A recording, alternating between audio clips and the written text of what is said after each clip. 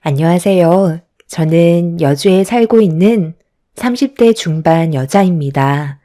결혼 2년 차 만에 이혼을 하게 될 줄 몰랐는데 차라리 잘 된 것 같아 속이 후련합니다. 남편과 결혼한 지 1년 만에 갑자기 잘 다니던 회사를 그만두겠다는 황당한 말을 꺼냈어요.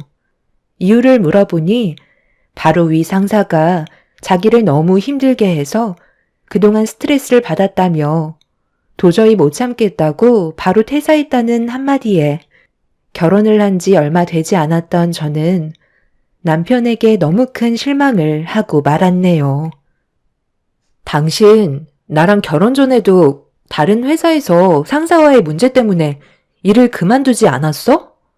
그런데 이번에도 그만두는 거야? 나랑 한마디 상의도 없이? 내가 회사에서 나오겠다는 건데 당신이랑 상의를 해야 되는 거야? 그동안 지속적으로 상사 때문에 스트레스 받고 있었다는 말을 했었잖아. 그럼 어느 정도는 준비하고 있었어야지. 나는 최대한 당신한테 어필했다고 생각했는데 다른 일자리 최대한 빨리 알아볼 테니까 걱정하지 마. 그런데 꼭 그런 표정을 보여야 돼? 당신 나한테 뭐라고 그랬어? 이번에 구한 일자리는 평생 다녀도 될 만큼 좋은 곳이라며. 회사 사람들도 다 잘 챙겨준다고 하더니만 이제 와서 한마디 말도 없이 이런 식으로 퇴사하면 당장 지출해야 되는 금전적인 부분들에 차질이 생기잖아. 내가 버는 돈만으론 부족하다는 거 몰라? 우리가 여유 있는 것도 아니고 이제 막 시작해서 대출도 상당히 많은 상태라 혼자선 감당이 안 된단 말이야. 젊은 나이도 아니고 30대가 넘어간 당신이 구할 수 있는 일자리가 얼마나 많다고. 요즘 시기에 취직도 쉽지 않은데 너무 무책임한 행동을 한 것 같아. 상사랑 감정적으로 문제가 있으면 잘 풀면 되는 거잖아.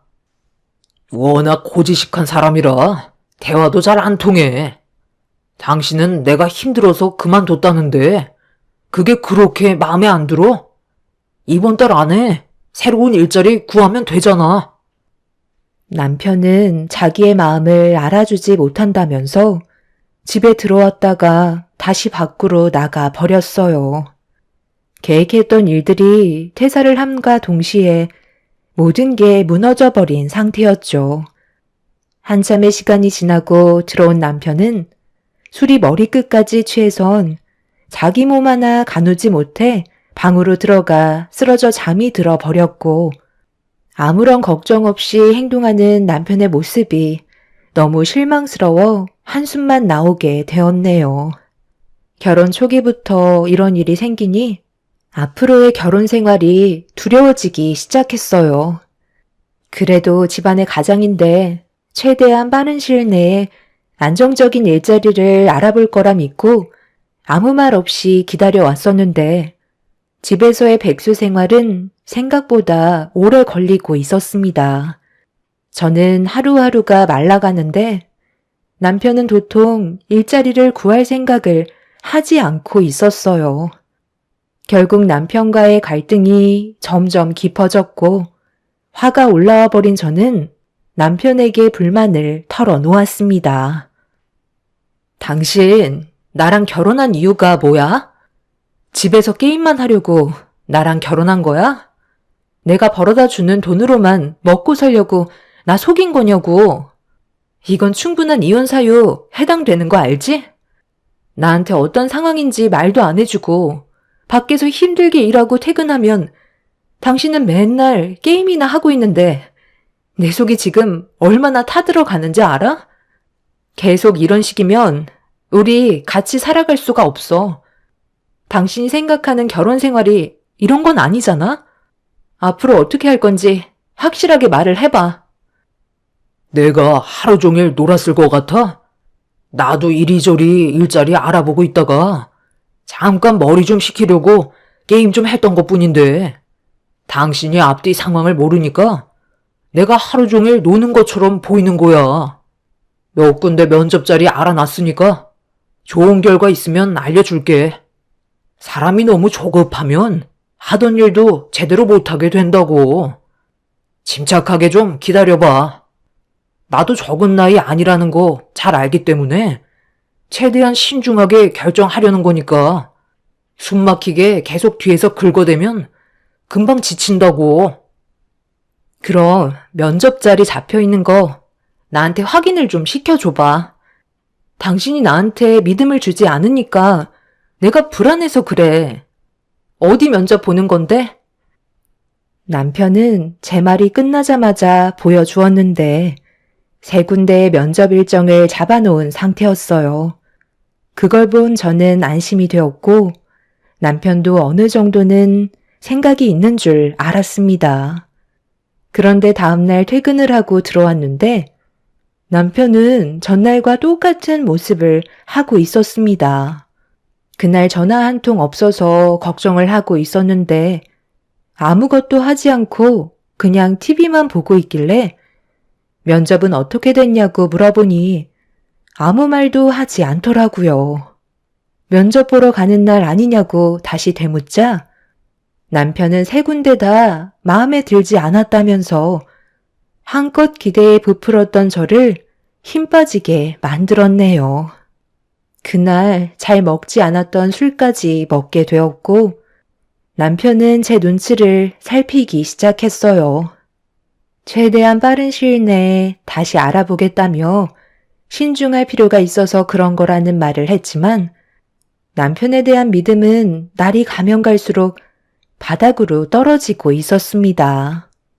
그렇게 또 다시 하루 이틀이 지나고 어느새 한 달이 훌쩍 넘어가 버렸네요. 그런데 시댁에 모임이 있어 주말에 잠깐 다녀와야 했는데 남편이 갑자기 제 손을 잡았어요. 뭐 하는 거야? 나 지금 당신 손 잡을 기분 아니니까 이거 놓고 얘기해. 뭘 바라는지 모르겠지만 이런다고 내 마음 전혀 풀리지 않아. 갑자기 왜 그러는 건데? 일단 들어가기 전에 당신이랑 먼저 해결해야 될 문제가 있어. 나 지금 퇴사한 지 꽤 됐잖아. 그런데 아직까지 이 사실을 우리 부모님께선 알지 못하셔. 내가 퇴사했다는 말이 부모님 귀에 들어가면 오래간만에 얼굴 보는데 기분이 안 좋으실 거 아니야. 그러니까 당신이 입단속만 잘해줬으면 좋겠는데. 그렇게 해줄 수 있지? 내 기분이 안 좋은 건 생각도 안 하고 아버님, 어머님 걱정하시는 건 마음에 걸리나 봐. 그럼 약속 하나만 해줘. 당신 퇴사한 거 말하지 않을 테니까 최대한 빨리 일자리 알아보고 안정적인 삶을 다시 되찾았으면 좋겠어. 그렇게만 해준다면 당신이 원하는 대로 퇴사했다는 거 말하지 않겠다고 약속할게. 남편은 저에게 최대한 빠른 시일 내에 취업을 하겠다는 약속을 했고 그렇게 확답을 받은 뒤에 시댁 현관문을 열며 들어갔네요. 이미 상당히 많은 식구들이 한자리에 모여서 즐겁게 대화를 주고받고 있었어요. 저희 부부를 보자마자 시댁 식구들이 반겨주시길래 표정 관리하면서 아무 일도 없었다는 듯 행동을 했네요.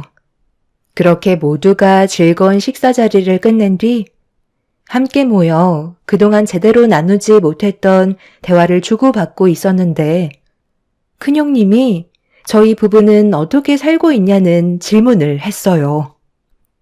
둘이 결혼한 지 벌써 1년이나 지났는데 요즘도 연애했을 때랑 똑같아? 보통 결혼하면 환상이 깨져버린다고 하잖아. 우리는 서로 못 잡아먹어서 난리지만 동서랑 서방님은 한창 깨가 쏟아질 때잖아. 앞으로 어떻게 살아갈지 계획은 잘하고 있고 신혼부부이긴 하지만 나이가 있다 보니 아이 계획도 생각하고 있을 텐데 내 생각엔 아이는 하루라도 빨리 가지는 게 좋거든. 나이가 들어갈수록 아이를 가지는 것도 힘들지만 키우는 것도 많은 어려움들이 생길 거야. 저희도 다 생각하고 있어요. 아이도 계획하려고 준비 중이고요. 요즘 너무 할 일이 많다 보니 정신이 없어서 잠깐 숨 좀 돌릴 수 있을 때 아이를 가지려고요. 그래, 너희들이 알아서 하겠지만 나도 하루빨리 손주를 보고 싶은 마음은 어쩔 수 없는 것 같다. 웬만하면 서둘러 주는 게 좋지 않겠어? 세아가는 왜 말이 없니? 아, 네, 저희도 고민 중이에요. 안정적인 생활이 유지가 돼야 아이를 키울 때 불안하지가 않죠. 지금 상황에선 힘들 것 같고 좀 더 시간이 지난 뒤에 생각해 보려고요. 아니, 생각할 게 뭐 있니? 너희 둘이 일을 하고 있는데 부족할 게 뭐가 있어? 대출이야 살면서 차차 갚아나가면 되는 거잖아. 하루 이틀 미루다 보면 금방 마흔이다.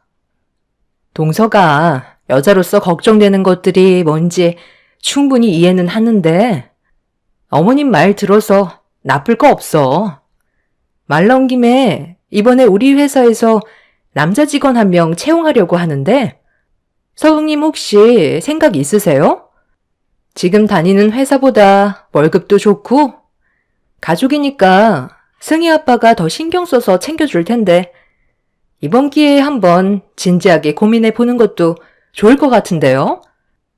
가족들끼리 일을 하면 서로 조심스러운 부분들이 생기다 보니 저는 일반 직원을 뽑는 게 좋을 것 같다고 했는데 승희 아빠가 서방님이 들어오면 좋을 것 같다고 하도 부탁을 해서 진지하게 고민한 끝에 서방님이 좋다면 받아주기로 했거든요.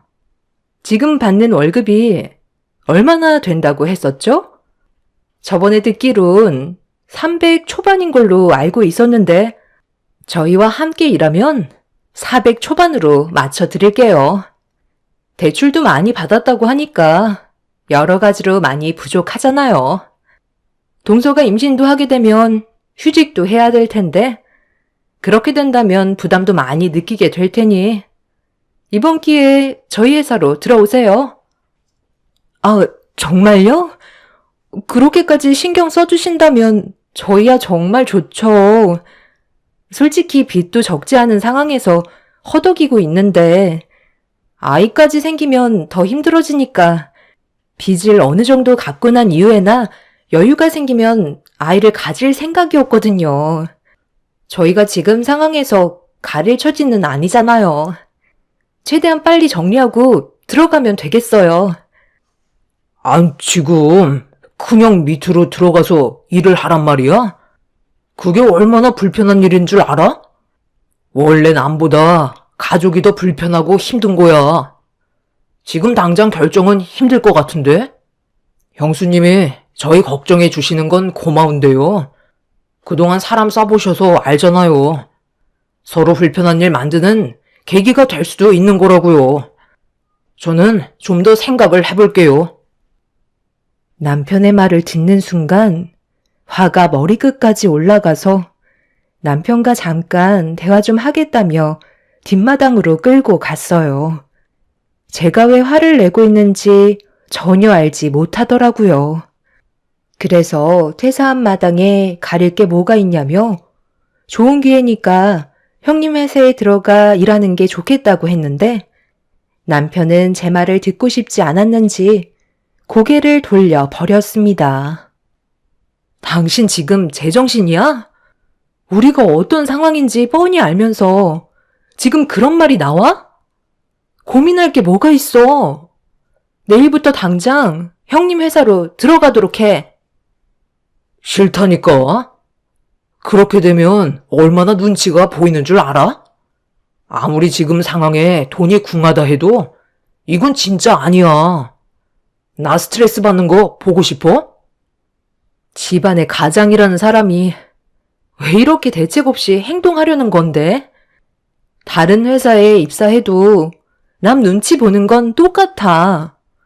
달라지는 건 없다고. 그래도 가족 밑에서 일을 하는 게 훨씬 더 좋은 점이 많은 거라고. 당신이 열심히만 하면 더 많은 것들을 챙겨주신다는데 그깟 자존심이 그렇게 중요해? 나랑 미래에 태어날 아이 생각은 해야 할 거 아냐. 당신 원래 이런 사람이었어? 이런 식으로 가정을 꾸리며 살고 싶은 거냐고. 나는 안정적인 삶을 살고 싶은 것 뿐이라고. 아, 그래, 알았어. 흥분하지 말고 좀 침착해. 이러다 우리 가족들 다 듣겠다. 내가 며칠만 생각해보고 다시 얘기해 주도록 할게. 그러니까 이제 그만해. 저는 남편을 도저히 이해할 수가 없었어요.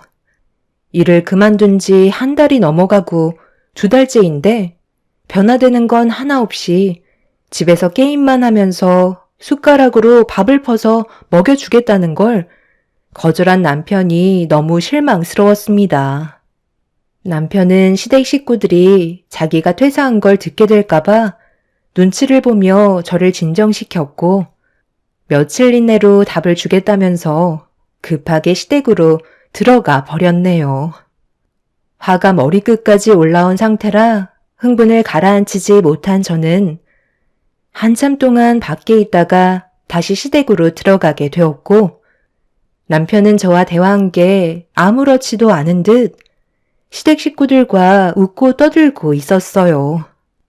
그렇게 시댁에서 힘들게 표정 관리만 하다가 집으로 돌아왔고 남편과는 냉전 사이가 되어 버렸네요. 며칠 이내로 결정을 내서 답을 주겠다는 말에 믿고 기다렸는데 저에게 아무런 말도 하지 않길래 다시 제가 물어보고 말았어요. 며칠 전에 나한테 답을 준다고 하지 않았어? 왜 아직까지 아무 말도 하지 않는 건데? 벌써 3일이나 지났다고. 당신 일하기로 결정 아직 못한 거야? 아, 그거? 얘기 벌써 끝났는데? 그냥 안 하기로 했어. 내가 원하는 일을 하는 게 훨씬 더 적합할 것 같거든. 그래야 오래 일을 하지.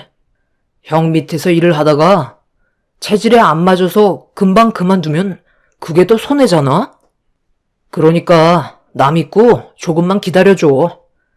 최대한 서둘러서 좋은 일자리 구해보도록 할게. 실망하지 않았지? 며칠간 고민하고 결정했다는 남편의 말 한마디는 저를 좌절시키고 말았어요. 그리고 그때 드는 생각이 이 사람과의 미래는 힘들 것 같다는 판단을 하게 되었고 어느 정도 마음의 정리가 되어가기 시작했어요. 함께 힘을 모아 앞으로의 인생을 열심히 살아가겠다는 의지를 보여주지 않는 사람과는 행복을 찾을 수 없을 것 같아 남편에게 마지막이라는 말과 함께 우리의 관계가 위태롭다고 하자 남편은 걱정하지 말라면서 제가 가지고 있는 걱정거리들을 전부 없애준다고 큰 소리를 쳤습니다. 그동안 함께했던 모든 날들을 정리할 마음으로 남편에게 주었던 기회이기 때문에 실망을 안겨주지 않길 간절히 바라고 있었습니다.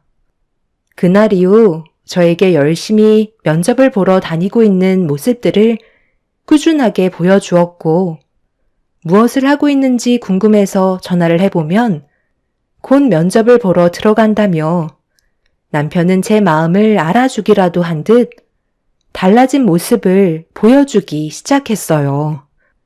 활동적으로 바뀐 모습에 굳어져 있던 제 마음이 조금씩 녹아내리고 있었는데 전화 한 통이 왔어요. 남편이 취업을 하게 됐다는 좋은 소식을 전해주었고 그동안 저 혼자 말 못할 무게를 감당해야 했던 날들이 너무 힘들었는지 눈물을 흘리고 말았습니다. 길고 길었던 고통 속에서 빠져나오니 제 마음도 자연스럽게 풀리게 되었고 남편은 새로운 일자리에서 열심히 일을 하게 되었네요. 비록 형님이 추천해 주신 일자리보다는 보수가 적었지만 그래도 남편이 일을 한다는 것만으로도 저에게는 너무나 큰 힘이 되어 주었어요. 그렇게 몇 달의 시간 동안 묵묵히 회사를 잘 다니던 남편과 다시 좋은 관계를 유지하며 지내오던 어느 날, 오래간만에 여유를 가지고 외식을 하고 있는데 몸에서 이상함을 감지하게 되었고 갑자기 찾아온 울렁거림에 당황해 외식이 끝난 뒤 집으로 돌아갈 때 혹시 몰라 임신 테스트기를 사서 집에 도착하자마자 화장실에 들어가 확인을 하게 되었죠. 이상했던 느낌은 예상대로 테스트기에 두 줄이 선명하게 찍힌 걸 볼 수 있었습니다. 화장실에서 나오자마자 남편에게 임신했다고 말을 하는 순간 기뻐 날뛴 남편은 앞으로 집안의 가장으로서 뱃속에 있는 아이의 아빠로서 가정을 지키기 위해 노력을 하겠다며 저를 안아 들었습니다. 달라진 남편의 모습이 저를 안심시켜 줬기 때문에 더욱더 책임감이 뒤따라 앞으로는 걱정이 없을 줄 알았어요. 계획하지 못했던 뱃속의 아이까지 찾아와 버렸으니 남편이 짊어져야 할 무게는 조금 더 무거워지게 되었죠. 그리고 임신 소식을 듣게 된 양가 집안에서는 저희 부부에게 축하한다며 많은 축복을 주셨고 시모는 임신한 제 손을 잡으며 간절하게 부탁 하나를 하셨어요. 아직 성별도 모르는데 아들 손자를 원하고 계셨습니다. 그건 제가 어떻게 할 수 있는 게 아니라고 설명을 드렸네요. 아들 손자 하나만 낳아주면 네가 해달라는 거 다 해줄 테니까 최대한 할 수 있는 방법은 다 동원해봐라. 처음엔 손녀가 참 이뻤는데 셰미가 손녀는 이제 지긋지긋하다. 나는 아들만 셋을 낳았는데 어떻게 된 게 며느리들은 하나같이 딸만 줄줄이 낳을 수가 있는 거야? 네가 내 마지막 희망이니까 아들 손자 한 번만 안겨줬으면 좋겠다. 그건 제가 노력해서 될 문제가 아니지만 최대한 노력은 해볼게요. 하지만 제가 만약 딸을 낳게 된다 해도 이뻐해 주실 거죠? 차별은 하지 말아주세요. 시모는 제가 질문한 말에 대해서는 아무 말도 없이 입을 닫으셨어요. 눈빛에선 절대적으로 아들을 낳아야 한다는 말을 하고 계셨습니다. 딸은 받아주지 않겠다는 시모의 마음이 저에게 전달이 되었죠. 임신을 했는데 여러 가지 복합적인 감정이 또 다른 걱정거리를 만들게 될 거라곤 예상하지 못했지만 50%의 확률이기 때문에 가족의 평화를 위해선 아들이었으면 좋겠다는 마음이 조금 더 크게 작용했던 것 같네요. 그렇게 시모의 사랑을 한 몸에 받으며 잘 지내오던 어느 날 몸이 점점 무거워지기 시작하면서 회사를 다니는 거에 어려움을 느끼기 시작했어요. 하루 종일 앉아서 일을 해야 되는 상황이라 불편한 점들이 많아지고 있었죠. 아이와 저를 위해 당분간 휴직계를 내야 할 것 같아 제 고민을 남편에게 털어놓으려 하는데 퇴근하고 들어온 남편이 흥분을 가라앉히지 못한 채 화를 내고 있었어요. 그런 모습을 본 저는 당황해서 무슨 일 때문에 그러는 거냐고 물어보자 남편은 또다시 회사에서 나왔다는 충격적인 말을 꺼내었네요. 뭐라고? 아니, 다닌 지 얼마나 됐다고 왜 또 퇴사를 하는 건데? 이제 겨우 6개월 지났다고. 웬만하면 그냥 다니지. 꼭 퇴사를 해야만 하는 이유가 있었던 거야? 아니, 사장이 내가 실수한 것도 아닌데 내 탓으로 돌리잖아. 그래서 억울하다고 하니까 잘못을 인정하지 않는다고 갑자기 화를 내는 거야. 정말 어이가 없어서 그냥 퇴사하겠다고 나와버렸어. 내가 뭘 그렇게 잘못했다고 직원들 보는 앞에서 나한테 쪽을 주냐고. 오래간만에 괜찮은 직장에 취직했는데 사장 눈만 아니면 계속 다닐 수 있었지만 어쩌겠어. 다른 일자리 알아봐야지. 그래도 6개월 정도 일했으니 어느 정도는 버틸 수 있잖아. 모아놓은 돈으로 잠깐만 생활하도록 하자. 당신 회사가 장난이야? 사장이랑 안 좋은 일이 있었어도 충분히 대화로 풀어나갈 수 있었잖아. 이제야 숨통이 트일만 하니까 또 일을 저질러? 당신 원래 이렇게 끈기 없는 사람이었어? 몇 달 있으면 뱃속에 있는 아이도 세상 밖으로 나오는데 불행만 안겨줄 거야? 왜 이렇게 철없이 구는 건데? 내가 이러고 싶어서 그런 게 아니라는 거 잘 알면서 그래? 일자리는 많이 있다고. 사장이란 놈이 인재를 못 알아보고 막대한 게 잘못인데 왜 나한테 뭐라고 그래? 저는 결국 그 자리에 주저앉아 눈물을 펑펑 쏟아냈고 남편은 저를 보며 답답하다면서 술이나 한잔하러 나갔다 오겠다며 6개월 전과 똑같은 행동을 보여주고 있었습니다. 앞으로 어떻게 살아가야 할지 더 이상 앞이 보이지 않았어요. 이런 상황 속에 하필 다음 날이 시모와 뱃속에 있는 아이의 성별을 확인하러 가는 날이었죠. 시모는 들뜬 마음으로 다음날 아침 일찍 전화를 주셨고 남편은 술에 쩔어 일어나지도 못하고 있었습니다. 그 모습을 보고 있는데 너무 화가 치밀어 올랐던 저는 찬물을 한 바가지 퍼서 입을 벌리고 자고 있는 남편의 얼굴에 냅다 부어버렸어요. 그리곤 일자리 구하는 동안 집에만 박혀있지 말고 일당직이라도 구해서 일을 하라며 큰 소리친 뒤 밖으로 나와 버렸네요. 남편은 술이 덜 깨선 온갖 짜증을 내며 자기 얼굴에 찬물을 부었다고 화를 내고 있었습니다. 그렇게 현관문을 박차고 나온 저는 시모와 함께 산부인과를 찾아가게 되었고 남편과의 고민에 대해 털어놓으려 하는데 시모는 뱃속에 있는 아이가 아들일 것 같다며 한층 들떠 계셔서 제가 가진 고민이 입 밖으로 나오지 않았네요. 결국 아무 말도 하지 못한 채 산부인과에 들어가 초음파 검사를 하는데 뱃속에 있는 아이가 웅크려서 모습을 잘 보여주지 않았어요. 좀 전에 남편과 한바탕 하게 되면서 아이가 많이 놀랐는지 움직이지도 않고 있었네요.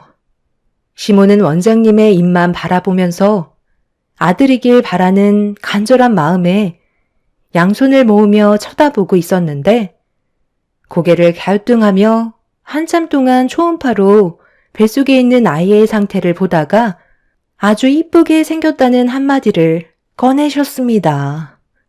그 순간 시모는 손에 땀이 날 정도로 모으고 계셨던 양손이 두 쪽으로 갈라지더니 충격받으신 얼굴로 원장님께 다시 한번 되물었고 원장님은 이쁘게 생겼다며 치마가 잘 어울릴 것 같다는 말을 꺼내셨네요.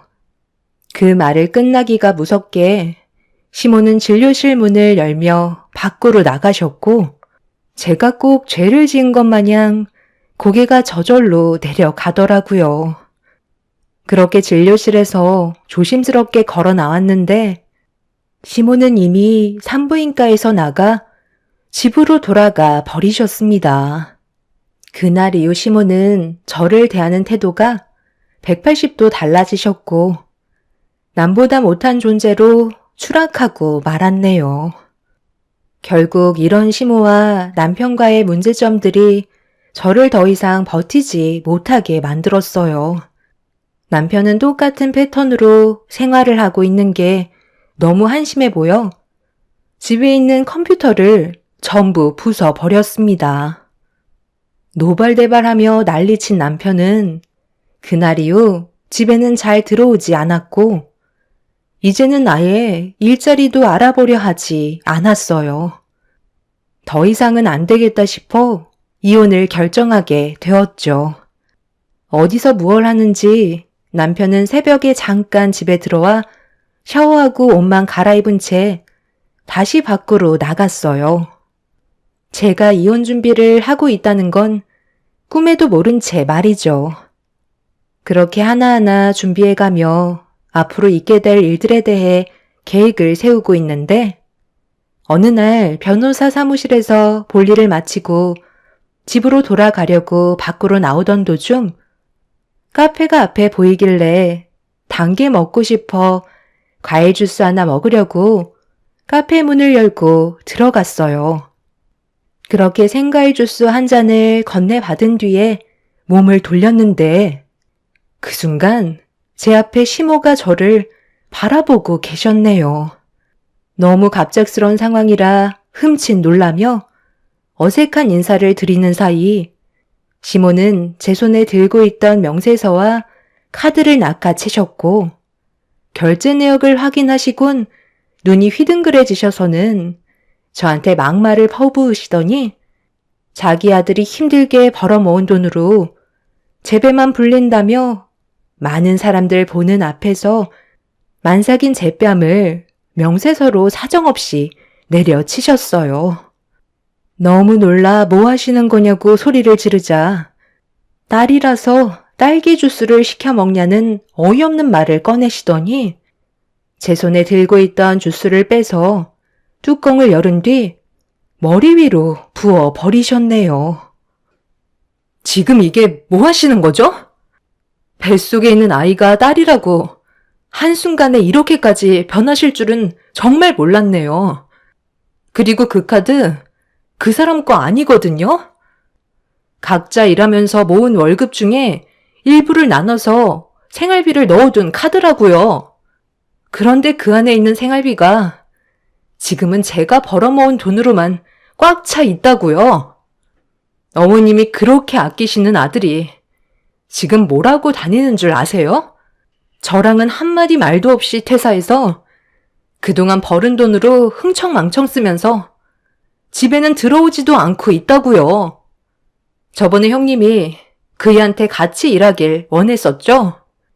그때도 퇴사한 상태였어요. 지금까지 제 속이 얼마나 타들어갔는지 아세요? 그런데 어머님은 뱃속에 있는 아이가 딸이라고 저를 이런 식으로 대하시면 제가 가만히 있을 것 같아요? 방금 하신 행동에 대해서는 그냥 넘어가지 않을 거예요. 너 방금 뭐라고 그랬니? 내 아들이 지금 백수라는 거야? 그걸 왜 이제야 얘기하는 건데? 미리 말을 했다면 이런 일도 없었을 거 아니야? 제가 고민거리를 털어놓고 싶어도 그이가 어머님 걱정하실까봐 말하지 말라고 했었어요. 그런데 지금은 상황이 달라졌으니 전부 다 얘기하는 게 좋겠죠. 저 그이랑 이혼하기로 결정했어요. 지금 변호사 사무실 다녀오는 중이고 제가 받은 상처와 손해에 대해 소송 걸기로 했으니까 그런 줄 알고 계세요. 아, 그리고 하나 말씀 안 드린 게 있는데 어머님이 그날 산부인과에서 딸이라고 저만 버려두시고 집에 돌아가셨죠? 그때 원장님께서 곧바로 나오시더니 뭐라고 하셨는 줄 아세요? 뱃속에 있는 아이가 치마가 아닌 바지를 입어야 할 것 같다며 다시 정정해 주셨어요. 그래서 초음파 검사를 다시 해보니까 뱃속에 있는 아이가 아들이더라고요. 방금 어머님이 하신 행동은 저와 뱃속에 있는 아들한테 씻을 수 없는 상처를 주신 거고 어머님도 법적 처벌은 피해가지 못하실 것 같네요. 사장님, CCTV 좀 확보해 주세요. 여기 계신 분들이 전부 다 증인인 거 아시죠? 만삭인 임산부한테 어떻게 이런 행동을 하실 수 있으시죠? 카운터에서 모든 상황을 지켜보신 사장님께선 진정하라며 저에게 얼음물을 건네주셨고 그걸 받자마자 시모의 얼굴에 뿌려버린 뒤 밖으로 나가려 하는데 남편이 어떤 여자와 손을 잡고 건물로 들어가더라고요. 그걸 본 저는 너무 놀라 급하게 따라 들어갔는데 그곳은 충격적이게도 PC방이었고 남편은 그 여자와 같은 게임을 하며 즐거워하고 있었습니다. 저를 뒤따라온 시모는 자기 아들의 행동에 엄청난 실망을 했는지 남편의 머리끄덩이를 잡고 PC방에서 난리를 치고 말았네요.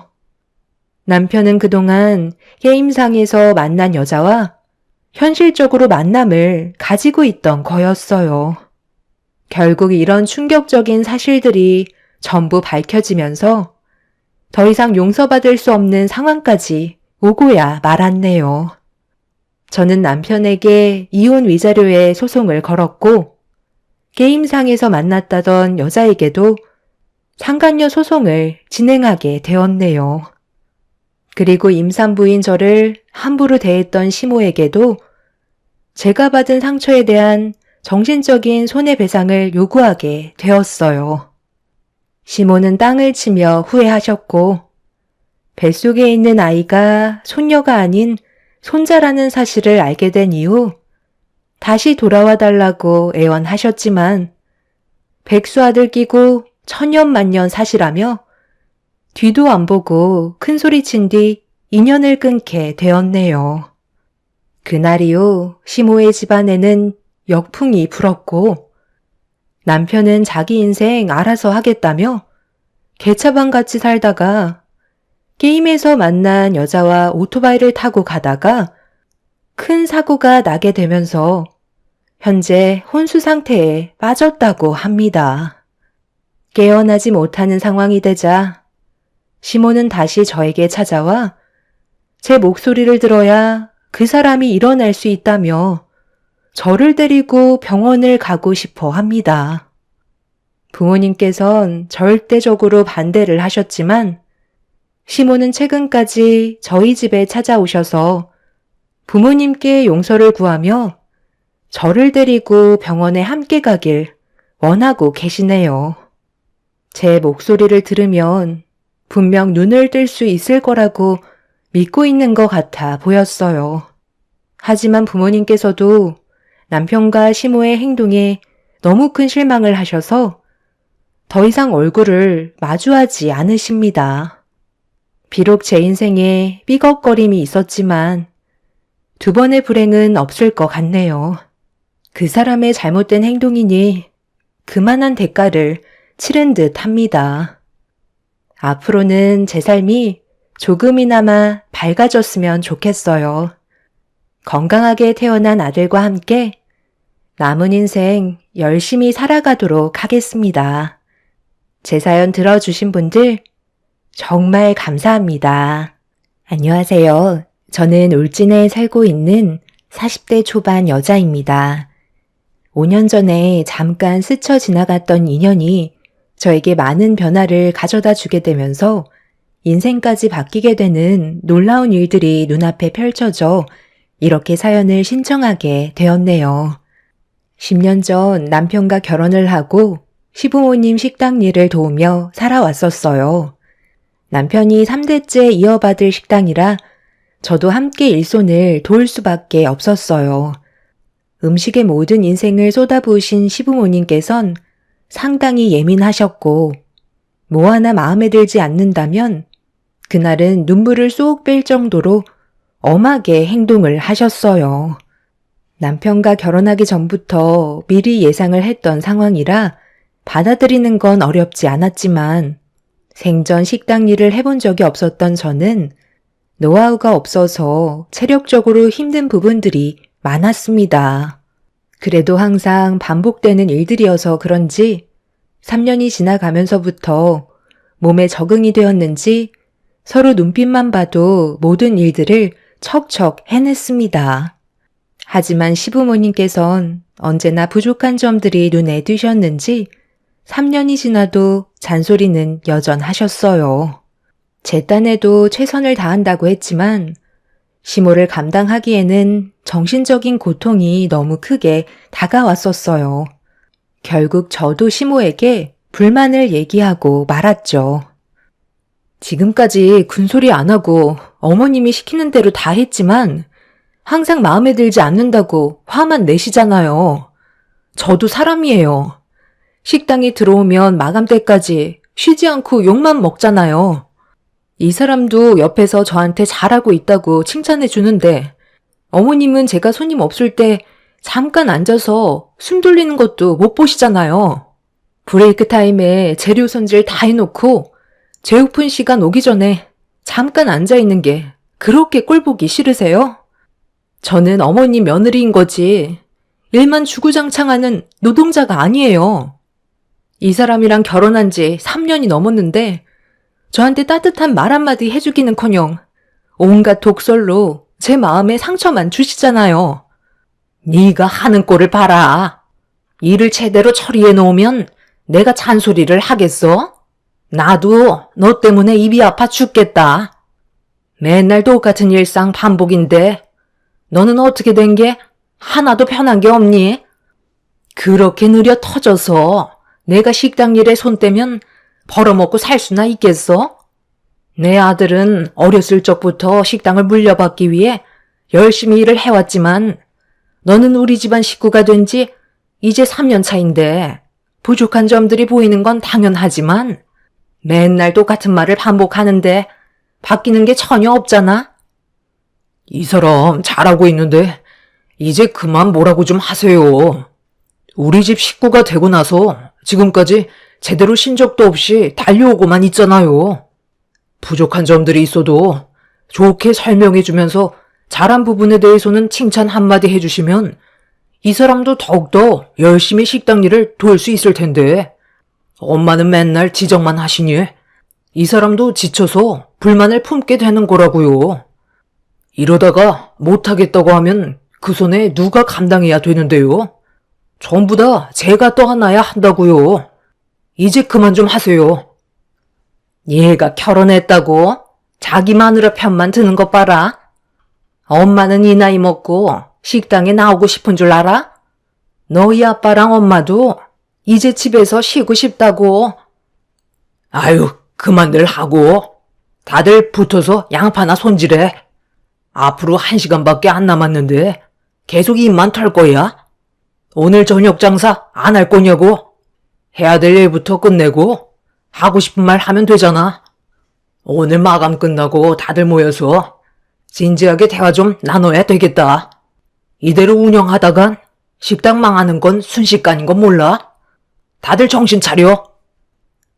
저와 시모가 서로 언성을 높이면서 가지고 있던 불만들을 쏟아내자 시부도 화가 많이 나셨는지 중간에서 저와 시모를 중재하셨고 가족의 불화는 식당에 엄청난 불행을 안겨줄 수 있는 좋지 않은 징조라며 마감 뒤에 가족들끼리 모여 앞으로 어떻게 살아가면 좋을지 진지하게 의논을 하고 싶어 하셨어요. 그렇게 저녁 장사도 정신없이 끝낸 뒤 하루가 마무리된 다음 예정되어 있던 시부모님과 저희 부부의 진지한 대화를 이어나가게 되었고 시부가 먼저 한마디 하셨어요. 문성이 너는 안 봐도 알아서 잘한다만 며느리는 이제 3년밖에 안 됐으니 부족한 점들이 보이는 건 어쩔 수 없다는 거 충분히 이해하고 있다. 그런데 어느 정도 발전되는 모습이 보여야 잔소리가 줄어드는 거야. 일만 열심히 하면 뭐해? 실속이 없잖아. 달라지는 모습을 보여야 좋은 말이 나가지 않겠어? 당신 말 잘했네. 내 말이 그 말이라니까. 눈치껏 좀 알아서 행동하면 좀 좋아? 꼭 내가 옆에서 시켜야 움직이고 말 안 하고 입 닫고 있으면 해야 될 게 눈에 훤한데 아무런 조치를 취하지 않잖아. 내가 그런 점이 답답하다는 거야. 3년이면 솔직히 몸이 자동적으로 움직여야 되는 거라고. 잔소리 한마디 하면 입만 태빨 나와서는 불만만 가지니 내 속이 안 터지겠어? 차라리 이럴 거면 며느리 너는 다른 일 알아봐라. 체질에 맞지 않는다고 생각되면 억지로 할 필요 없다. 정말 너무들 한 거 아니에요? 여기서 일하는 직원분들 왜 한 달도 못 버티고 그만두는지 알아요? 어머님이 하도 뭐라고 하시니까 그거에 너무 상처받아서 그만하겠다는 말이 나오는 거라고요. 그러다 보니 그 피해 누가 제일 많이 받고 있어요? 적어도 직원이 3명은 붙어야 할 수 있는 일들을 혼자서 감당하고 있는데 어머님은 앉아서 입만 나불거리시잖아요. 제가 몸이 색이면 말도 안 해요. 여기저기 정신없이 왔다 갔다 하고 있는데 어머님이 시키는 것까지 전부 다 수령하려니 몸이 안 따라주는 거라고요. 그러다 보니 금방 지치게 되는 거고 체력이 바닥이 나면서 몸도 느려지는 거잖아요. 힘들어하는 걸 두 눈으로 보고 계시기만 하시지 손가락 하나 까딱하지 않으시는데 저는 그런 어머님을 보면 얼마나 화가 치미는 줄 아세요? 아버님도 마찬가지예요. 3년이 지났는데 변화되는 게 없다고요? 직원이 전부 그만두고 저는 가족이라 그만둘 수도 없으니 힘들어도 이 악물며 버티고 있는 건데 발전되는 모습이 보이지 않는다는 아버님의 말이 너무 화가 나네요. 아버님은 주방에서 음식을 하시고 나오시니까 제가 어떻게 일을 하고 있는지 확인을 잘 못하시잖아요. 음식만 만드시고 걸어 나오시면 눈에 띄는 것들이 많이 있으니까 제가 발등에 불이 나도 그걸 이해 못하시고 한심하게 쳐다보시는 거죠. 그럴 때마다 저 정말 서운해요. 방금 어머님께서 식당 일 그만해도 된다고 하셨죠? 차라리 다른 일 알아보는 게 좋겠어요. 이런 대우 받으면서 힘들게 희생하며 살 필요는 없을 것 같아요. 그동안 서러웠던 일들과 불만들이 한꺼번에 쏟아져 나오면서 입에 모터를 다른 것 마냥 숨도 쉬지 않은 채 시부모님께 대들고 말았어요. 이런 저를 멍하니 바라보신 시부모님께선 많이 당황스러우셨는지 말을 제대로 이어가지 못하고 계셨어요. 남편도 제가 얼마나 힘들고 서운했으면 이렇게까지 하겠냐고 시부모님께 불만을 털어놓게 되었죠. 제가 일을 그만두고 다른 일을 알아보겠다고 하자 시모는 그동안 저를 데리고 일을 가르치셨던 게 아깝다고 생각을 하셨는지 답답해서 했던 말이었다며 더 이상의 대화를 이어나가지 않기 위해 회피하셨어요.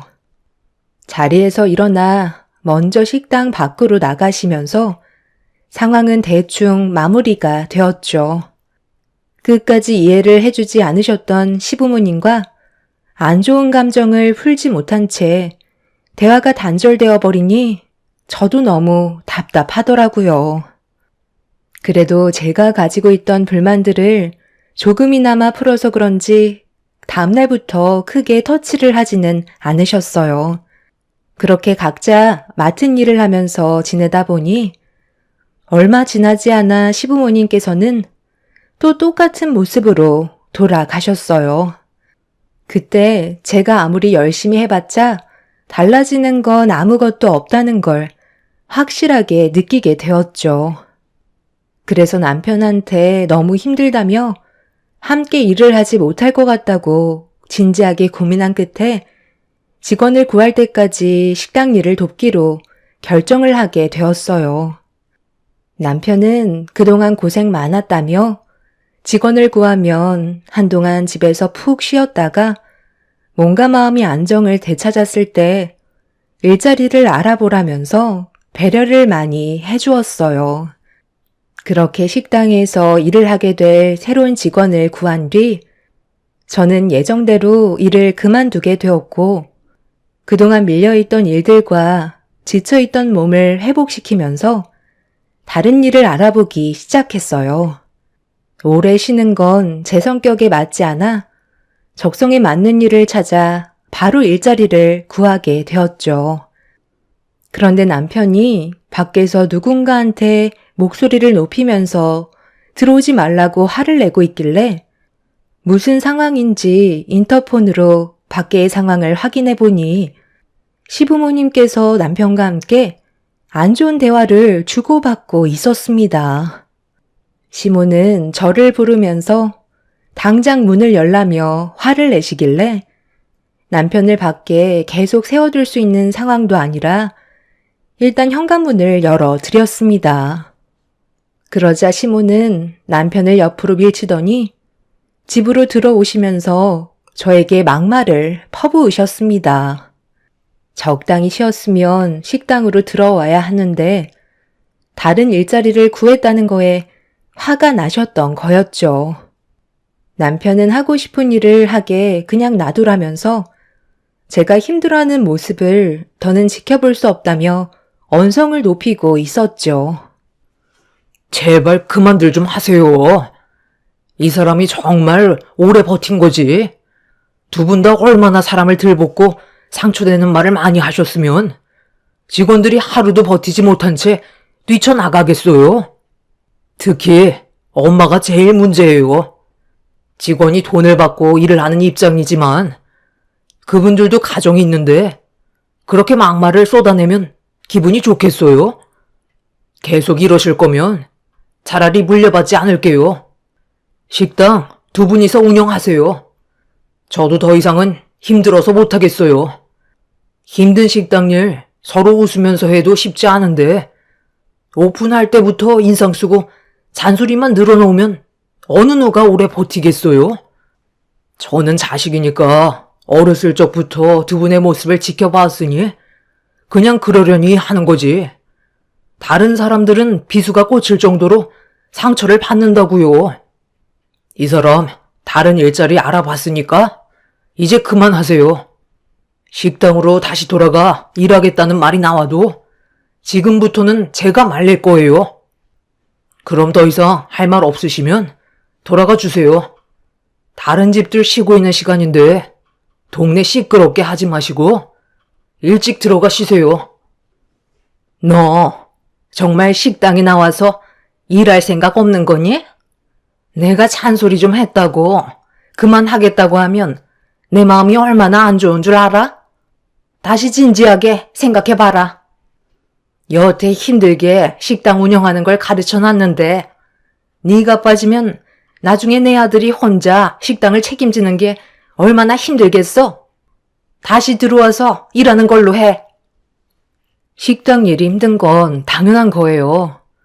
두 분께서 운영하셨던 식당을 이 사람과 제가 물려받아 운영하게 될 텐데 그 정도는 감수할 수 있지만 두 분이 저를 대하시는 방식이 잘못됐다고 생각해요.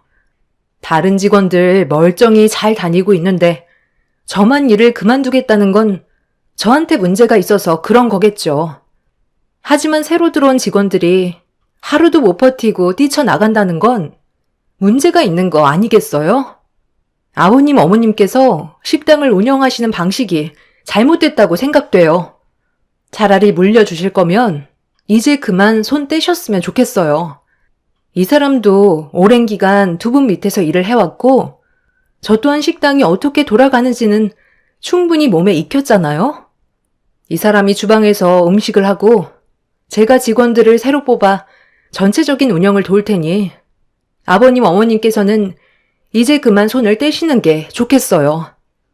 그렇게 하고 싶지 않으신다면 저는 식당에 다시 들어가고 싶지 않아요. 저는 오늘 확실하게 답을 해드린 거니 두 분께서도 결정 지어주셨으면 좋겠어요. 시부모님께서 식당을 물려주실 생각이 확고하게 있으시다면 차라리 이런 불화가 계속해서 생길 바엔 그만 물러나시는 게 좋을 것 같다고 판단하게 되었어요. 저희 부부가 식당 운영을 못하는 것도 아니기 때문에 최대한 좋게 해결해 주길 바라고 있었죠. 제가 이제 그만 식당을 넘겨달라고 하자 시부모님께선 얼굴 표정이 굳어지셨지만 그래도 남편도 옆에서 편을 들어주니 아무 말도 못하고 있었습니다. 거절을 하실 줄 알았는데 시부모님께선 저희들이 한번 운영해 보라며 더 이상 참견하지 않겠다는 말씀을 하셨어요. 저희가 어떻게 이끌어갈지 궁금했던 것 같아 보였어요. 시험 삼아 시켜보는 것도 나쁘지 않다고 판단하게 되었던 거죠. 결국 다음날부터 시부모님께서는 식당에 나오지 않으셨고, 그제서야 저희 방식대로 식당을 이끌어갈 수 있었네요. 시부모님께서 전혀 관여를 하지 않으셨던 날부터 몇 명의 직원을 새로 구해 안정적으로 운영을 할 수 있었어요. 그와 동시에 손님들 또한 줄을 지어 기다려 주실 정도로 식당의 분위기는 순식간에 바뀌었습니다. 시부모님께선 처음에 많이 불안해 하셨지만 남편과 제가 이끌어가는 식당이 훨씬 더 많은 손님들이 찾아온다는 거에 많이 놀라신 듯 보였어요. 보여주기 위해 그리고 인정받으려고 그동안 배웠던 것들을 전부 다 쏟아 부었습니다. 직원들 관리도 잘 이끌어갔기 때문에 화기애애한 분위기를 연출하게 되면서 손님들께서도 심적 안정이 되신 상태에서 식사를 하실 수 있었죠. 예전 같은 경우에는 손님들이 보는 앞에서 직원이나 저를 면박 주시면서 손님께 불편을 안겨드렸죠. 그러니 밥이 목으로 넘어가는지 코로 넘어가는지 모를 정도로 음식의 맛을 느끼지 못하셨습니다. 장사가 잘 되면서부터 단골 손님들마저 시부모님이 식당에 머물지 않으시는 게 모두에게 이익이 되는 부분이라며 식당에 들어오지 않길 바라셨어요. 결국 시부모님께선 모든 걸 인정하신 뒤 더 이상 관여하지 않고 저희 부부는 그렇게 식당을 잘 운영해 오고 있었죠. 몇 달이 지나고 어느새 2년 정도 경과되었을 때 직원들과 회식을 하고 있었는데 주방에 음식을 준비하는 남편 옆에 여직원이 서서 눈웃음을 치고 있더라고요. 그날 일하는 동안에는 손님도 많았고 식당 분위기도 상당히 좋았었는데 회식 중간중간에 주방에서 남편의 일손을 돕던 여직원이 술이 좀 과했는지 너무 가깝게 밀착되어 있길래 신경이 좀 거슬려서 가까이 다가가 눈치를 주게 되었어요. 여직원은 제가 나타나자 자리로 돌아갔지만 둘의 모습에서 느껴진 분위기는 저에게 안 좋은 느낌을 가져다 주었고 그때부터 둘 사이가 신경 쓰이기 시작했어요. 여직원은 워낙 일을 잘하기도 했었지만 부침성이 좋고 미모도 이쁜 편이라 남자들이 좋아할 만한 스타일이었죠. 그런데 여자의 촉은 무시 못한다고 좋지 않았던 느낌은 딱 들어맞을 정도로 심각한 장면이 눈앞에 펼쳐지고 말았습니다. 브레이크 타임에 주방에서 식재료를 손질하고 있던 남편 옆에 여직원이 일손을 돕고 있었는데 같이 양파를 다듬던 도중 여직원 눈에 양파가 튀었는지 눈에 들어간 것 같다며 고통스러워하고 있길래 남편이 눈에 양파가 들어갔는지 확인을 하려고 가까이 다가간 순간 여직원이 남편의 입에 입술을 갖다 대면서 둘이 어떤 사이인지 확실히 인지를 시켜주는 장면을 목격하고 말았습니다. 너무 놀랄만한 장면을 보게 된 터라 저도 모르게 몸을 숨겼는데 남편은 제가 볼 수도 있다며 걱정스러워하고 있었지만 여직원은 들키면 어쩔 수 없다는 듯 더욱더 적극적으로 표현을 하고 있었습니다. 저보다 3살이나 어렸던 그 여자 직원한테 남편은 마음을 뺏기고 말았던 거였고 식당에 머물러 있기에는 너무 큰 충격을 받았던 터라 남편한테는 몸살 기운이 있는 것 같다며 급하게 집으로 돌아가게 되었어요. 마음 같아선 당장 주방으로 쳐들어가 남편과 그 여직원의 머리채를 뿌리채 뽑아버리고 싶었지만 그건 지혜롭지 못한 행동이었기 때문에 좀 더 침착할 필요가 있었습니다. 남편과 결혼한 지 5년 차였지만 하루를 봤을 때 주방에서 여자 직원과 함께하는 시간이 훨씬 더 많아서 그랬는지 남편은 그 여자의 눈웃음에 넘어가고 말았던 거죠. 정신없이 살아가다 보니 아이는 꿈도 못 꾸고 있었는데 그건 정말 다행인 것 같았지만 저만 바라보며 살아갈 거라 생각했던 남편에게 받은 배신은 너무 고통스러웠습니다. 결국 이혼 서류를 준비한 뒤 남편과 여직원의 관계에 대한 증거물을 하나하나 모아가기 시작했어요. 그런데 어느 날 그 여자 직원의 실체가 드러나게 되는 결정적인 단서를 얻을 수 있게 되는 계기가 있었는데 식당 일에 전혀 관여를 하지 않았던 시부모님께서 그 여자 직원과 따로 만나고 있다는 걸 확인할 수 있었습니다. 무슨 상황인지 확실하게 알아내기 위해 식당 일을 마무리한 뒤 남편한텐 잠깐 친정에 좀 다녀오겠다며 먼저 집으로 들어가게 한 뒤 여직원을 뒤따라가기 시작했어요. 전화를 하며 어느 골목길로 진입한 순간 시부모님께서 여직원과 얼굴을 마주하고 있었죠. 눈치 못 채게 조심히 온 거 맞지? 어디까지 진행이 되고 있는 거야? 내 아들이 너한테 마음이 전부 넘어간 거 같니? 최대한 서두르는 게 좋을 것 같은데. 마음은 진작에 뺏겼죠. 지금은 제 뱃속에 아이까지 있는걸요? 어머님, 저 임신했어요. 이제 저 식당 물려받을 수 있는 거예요? 저희 부모님께서 임신했다고 하니까 엄청 좋아하세요. 이 사실을 언제 알리면 좋을까요? 어차피 임신했으니까 알아서 이혼 서류에 사인하지 않겠어요? 내일 얘기하는 게 어때요? 너 임신했니? 그럴 시간이 있긴 했었어? 걔가 얼마나 눈치가 빠른데 분명 어느 정도는 눈치채고 있었을지도 모른다. 나는 걔가 너무 싫다. 네가 100배 1000배 훨씬 좋고 진작에 너를 내 며느리로 결정했었기 때문에 두려워할 필요 전혀 없어. 말 나온 김에 내일 임신 소식을 식당 사람들 앞에서 전부 폭로하는 게 좋을 것 같다. 우리도 그때 맞춰서 가도록 할 테니 너는 몸 관리 잘하고 이번 일 끝나면 집에서 푹 쉬도록 해라. 나머진 우리가 알아서 하면 되니까 걱정 안 해도 된다.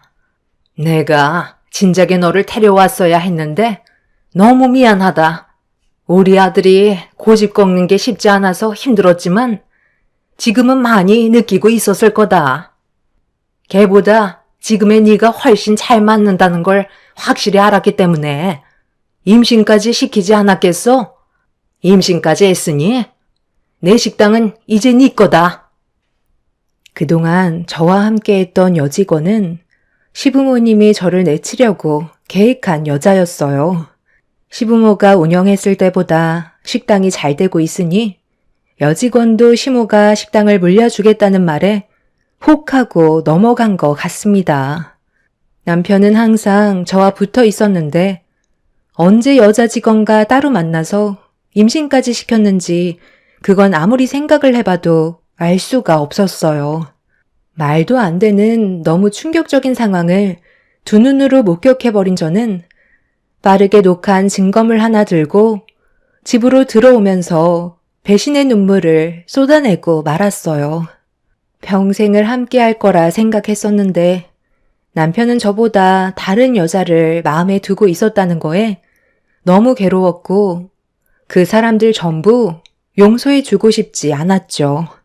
저는 그날 집으로 들어가고 싶지 않아 친정에서 하룻밤을 자게 되었어요. 결정적인 증거물까지 전부 다 확보해 두었으니 이제 이혼만 남아있는 상황이었죠. 그렇게 다음날 어김없이 식당을 들어갔는데 그날은 시부모님이 미리 식당에 자리 잡고 앉아 있었습니다. 그리고 예상했던 대로 여직원은 모두가 모여있는 자리에서 시모가 시키는 대로 남편의 아이를 임신했다고 고백을 하고 말았어요. 남편은 여직원이 임신을 했다는 걸 모르고 있었는지 입을 다물지 못한 채 제 눈치를 보기 시작했어요. 저는 그동안 참았던 분노를 남편의 뺨을 내려치면서 표출을 하게 되었죠. 순식간에 식당 안은 아수라장이 되면서 다른 직원분들이 저를 말리기 시작했어요. 이런 상황을 지켜보며 앉아있던 시모는 자리에서 일어나 저에게 가까이 오시더니 자기 아들의 얼굴에 손을 올렸다며 제 뺨에도 똑같이 손을 올렸고 저도 그동안 참아왔던 감정들이 많았던 터라 똑같이 시모의 뺨에 손을 올려붙이고 말았습니다. 어머님은 제 뺨에 손을 올리시는데 저는 못할 줄 알았어요? 어머님이 어떤 계획을 가지고 계신지 전부 다 알고 있었다고요. 일부러 저 여자를 식당 안으로 들인 거잖아요. 그렇게 제가 싫으셨어요? 제 모든 걸 식당에 쏟아 부었는데 어떻게 저를 내치고 여자를 들일 생각을 하실 수 있으신 거죠? 계획대로 되셔서 아주 좋으시겠어요. 원하시는 대로 저는 저 쓰레기 같은 놈이랑 이혼할 거니 앞으로 잘 먹고 잘 살아보세요. 여기 그렇게 원하시던 이혼 서류예요. 어차피 위자료까지 전부 다 생각하고 행동하신 거죠? 언젠가 저를 내친 거에 대해 평생 땅을 치며 후회하실 거예요. 당신도 정말 그러는 거 아니야.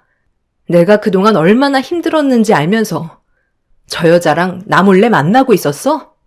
임신까지 시켰다는 건 내 생각은 조금도 하지 않았다는 거잖아. 이 쓰레기 같은 놈아. 솔직히 당신이랑 사는 거 나 너무 숨 막혀. 여자가 살가운 맛이 있어야지. 애교는 전혀 없고 여우 같은 맛도 없어서 이게 여자랑 사는 건지 남자랑 사는 건지 어쩔 때는 헷갈릴 정도로 하니까. 그런데 이 사람은 나한테 얼마나 잘하는데. 여자는 말이야, 남자를 홀릴 정도의 매력을 가지고 있어야 한다고. 식당을 운영하는데 온 정신을 쏟아부은 건 좋아. 우리 부모님께 인정받고 싶었겠지. 그런데 그런 모습을 지켜봤을 때 당신이 너무 독해 보이는 것 같아 점점 마음도 멀어지더라고. 그러니 같이 살고 싶은 마음도 점점 없어지고, 앞으로 이렇게 살아야 한다는 건 내 인생이 너무 불쌍해 보이더라고. 그래서 이 사람이랑 남은 인생 함께 하기로 결정한 거야. 어떻게 임신했는지 궁금하지? 식재료 사러 나갈 때 몇 번 함께 나간 적이 있었는데 그때의 시간을 활용했지. 더 이상 남편의 말을 듣고 싶지 않아 다시 한번 손을 올린 뒤 들고 있던 이혼 서류를 얼굴에 던지고 뒤를 돌아 나오려는데 아직 오픈 시간도 아닌데 얼굴에 핏기가 없을 정도로 힘들어 보이는 손님이 식당 안으로 들어왔어요. 저와 눈이 마주쳤고 저는 눈물을 훔치며 밖으로 나가려는 순간 모녀가 직원들이 먹다 남은 음식 좀 얻어먹을 수 있냐며 구걸을 하고 있었습니다. 평소 같았으면 도와줬겠지만 저도 맨정신이 아닌 상태라 그냥 식당을 나가려고 했는데 시모가 식당 안으로 들어간 모녀에게 남은 음식이 있어도 그 사람들에게 줄 건 없다며 당장 나가라고 소리를 지르며 아침부터 더럽게 노숙자가 들어왔다고 소금을 뿌려대기 시작했어요. 결국 밖으로 내쫓긴 모녀는 식당 안에 먹다 남은 음식에 미련을 버리지 못하고 있길래 저는 그분들한테 가까이 다가가 제 지갑에서 10만 원을 꺼낸 뒤 따님과 함께 제대로 된 한 끼 사드시라며 손에 쥐어 드렸습니다. 저를 빤히 쳐다보던 그 사람은 감사하다며 눈물을 흘리셨고 저도 맨정신이 아니었던 상태라 그렇게 몸을 돌려 집으로 돌아왔어요. 필요한 짐을 챙긴 뒤 친정 부모님께 이 사실을 전부 다 알린 뒤 지긋지긋했던 시댁 집안과의 인연을 끊어내 버렸고 저를 배신한 그 사람들을 상대로 위자료 청구 소송과 함께 관계를 정리하게 되었죠. 본인들도 질질 끄는 건 싫었는지 서둘러 처리를 해주면서 2번 다시 얼굴 마주칠 일은 없게 해달라고 부탁까지 하더라고요. 그렇게 남편과 함께 했던 5년의 세월을 제 머릿속에 지워버린 채 한동안 아무것도 하지 않았어요. 저만의 시간이 필요했고 새로운 삶에 다시 적응을 하기 위해 여러 가지 계획을 세워야만 했죠. 한 6개월 정도 쉬다 보니 회사에 다시 출근하는 것보다 저만의 식당을 차리고 싶은 마음이 들기 시작했어요. 부모님께서는 식당 일이 힘든데 왜 또 그 길로 들어서냐고 걱정을 하셨지만 배운 게 도둑질이라고 그 사람들한테 배웠던 노하우들과 제가 평소에 하고 싶었던 여러 계획들을 제대로 펼치지 못한 게 한으로 남아 있었는지 이번 기회에 저만의 스타일로 식당을 운영해 보기로 결정하게 되었죠. 비록 전 남편이 운영했던 식당과 비교하면 규모는 상당히 작은 편이었지만 그래도 누구의 방해도 받지 않는 제 식당이 있다는 거에 감사했었고 열정을 쏟아부으며 자리를 잡아가고 있었습니다. 동네 식당이라 손님이 많은 편은 아니었지만 그래도 저 혼자 무언가 할 수 있다는 거에 너무 행복했었어요. 그렇게 식당을 운영해온 지 5년이라는 시간이 흘렀고 어느 정도 자리를 잡았는지 동네 분들에게 입소문이 퍼지면서 어느새 맛집으로 좋은 평판을 얻을 수가 있었습니다. 그렇게 되자 외부인 분들도 많이 찾아와 주셨고 식당을 조금씩 늘려가기 시작하면서 직원의 인원수도 함께 늘어가기 시작했죠. 정신없이 산다는 건 저에게 너무 큰 기쁨이었고 제 음식을 인정받는 것 같아 힘든 줄도 모르며 살아왔었네요. 그런데 마감 시간이 되었던 어느 날 한 모녀가 저희 식당을 찾아와 주셨어요. 재료도 전부 떨어져 버린 터라 음식을 내어드릴 수 없는 상황이었죠. 그래서 양해를 구한 뒤 다음날 다시 오시면 좋은 음식 대접해 드리겠다고 설명을 드리고 있는데 저를 빤히 쳐다본 여성분은 저에게 남는 거라도 좋으니 있으면 얻어먹을 수 있냐는 한마디를 꺼내셨고 그 말을 듣는 순간 과거의 기억을 지웠던 장면이 머릿속으로 스쳐 지나갔습니다. 저는 너무 놀라 당황스러운 표정을 하고 있는데 손님께선 제 손위로 10만 원을 건네주셨고 5년 전에 빌려주셨던 음식값이라며 자기를 기억하냐는 말에 저는 고개를 끄덕이게 되었어요. 그동안 저를 계속 찾아다녔지만 알 수 있는 길이 없었다며 그때의 고마움을 잊지 못해 보답을 하려고 왔다는 설명을 들을 수 있었습니다. 그때 제 딸과 쫓기고 있던 상황이라 제대로 된 음식을 먹지 못해 많이 힘들었었거든요. 배가 고파하는 딸을 위해 뭐라도 먹여야 할 것 같아 식당에 들어갔는데 저희한테 음식을 주지 않겠다며 내쫓았을 때 너무 마음이 아팠었어요. 그런데 사장님께서 저와 제 딸을 그냥 지나치지 않으시고 도움을 주셔서 그때의 기억을 잊을 수가 없었죠. 다시 제자리로 돌아갔을 때 꼭 다시 찾아뵈서 제가 받은 도움 똑같이 도와드리고 싶어 저와 제 딸이 제자리를 찾게 되면서 다시 식당을 찾아갔는데 사장님은 이미 그 집안 사람들과 인연이 끊어져 있던 상태였죠. 이사까지 가시는 바람에 저희는 찾을 수 있는 방법이 없었어요. 그런데 저희가 이 지역에 볼 일이 있어 잠깐 들리게 되었는데 괜찮은 음식점이 어디에 있을지 제 딸이 찾아보다가 그때 당시에 사장님과 비슷한 얼굴을 하신 분이 식당을 운영하고 계신 모습이 인터넷 맛집에 올라와 있어 확인차 들리게 되었던 거죠. 이렇게 다시 보니 정말 반갑습니다. 그때 도와주셨던 게 사장님께서는 아무것도 아닐 수 있겠지만 저희 가족에게는 엄청난 힘이 되어 주었던 날이었어요. 그때의 계기로 지금 저희가 이렇게 다시 자리를 잡을 수 있었네요.